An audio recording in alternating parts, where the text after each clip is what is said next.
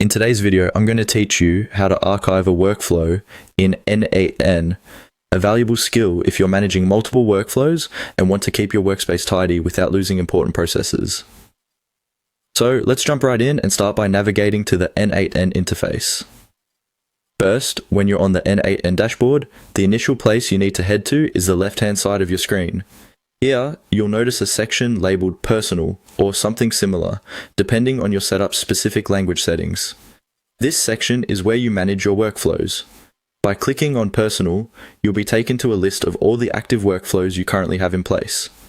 It's essentially your workspace control center, a spot tailored just for you and your many creations.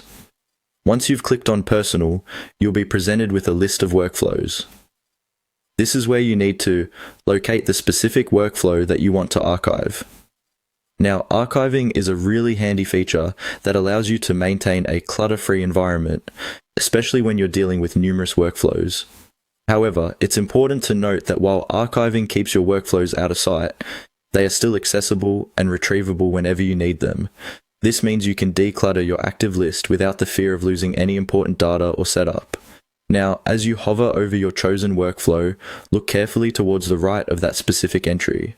There, you'll find an icon consisting of 3 dots, often referred to as the More Options menu or the ellipsis menu. It's a small symbol, but carries a powerful set of options. By clicking on these 3 dots, a new drop-down menu will appear, showing additional actions you can take on your workflow. You will notice several choices in this drop-down. Judiciously select Archive from this list. By doing so, you effectively move the chosen workflow from your active list into your archived files.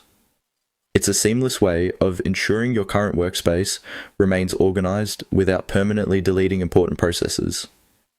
This can be a real lifesaver when it comes to project management, as archived workflows can always be activated later if the situation arises where you need them again.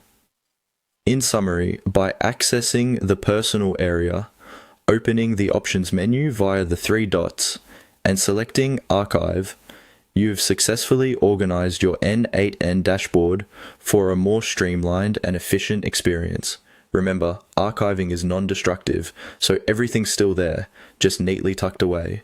Thanks for watching, and don't hesitate to explore other options in the n8n interface that can further bolster your workflow management.